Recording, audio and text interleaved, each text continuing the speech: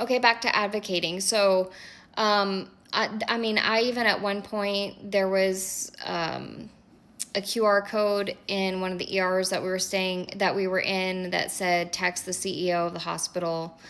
And so I sent a text and I got immediate results, like immediate.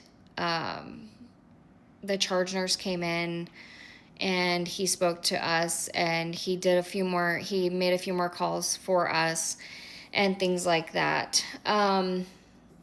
Another thing that one of the charge nurses told us is that through the healthcare system, the squeaky wheel gets the grease, right? So, one of the other things we had to advocate really hard for was his HIDA scan for his gallbladder, because he did end up getting his gallbladder out and it needed to come out. Like, that wasn't, I don't think, part of the nervous system dysregulation. It's just something else that we found along the way.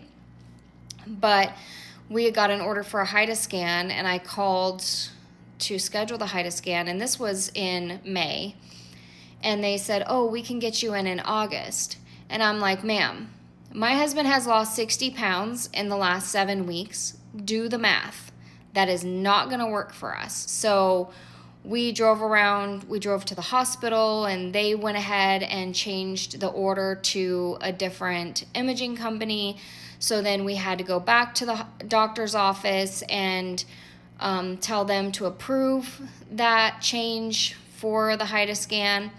And then come to find out, we get there, and the lady that's doing the HIDA scan is like, yeah, I only had like 2 patients yesterday and 2 patients today, and I don't really know what's going on, but ever since they outsourced our imaging, this has kind of been an issue. And plus, they scheduled us all the way out in Scottsdale, and we live in the West Valley of Arizona in Phoenix.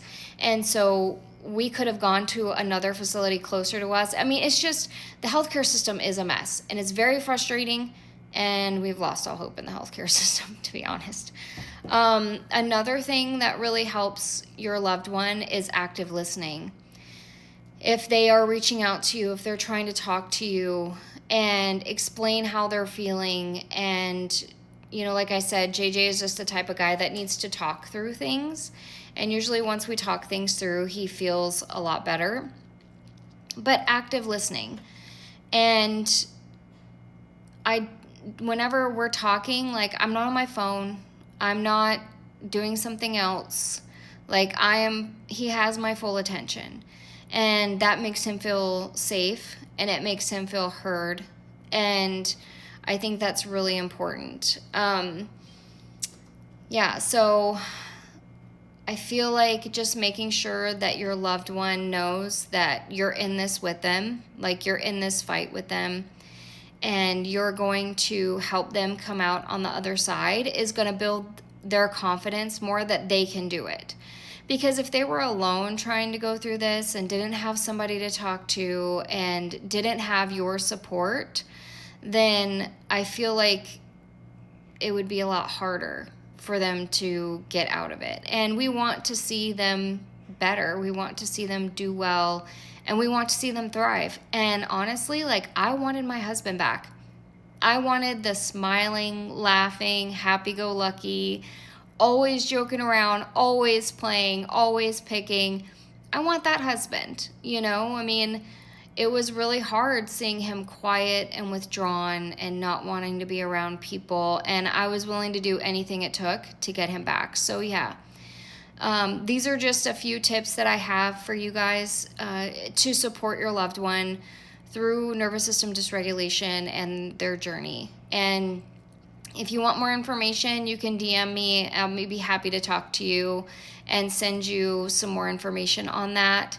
But yeah, I mean, they need us.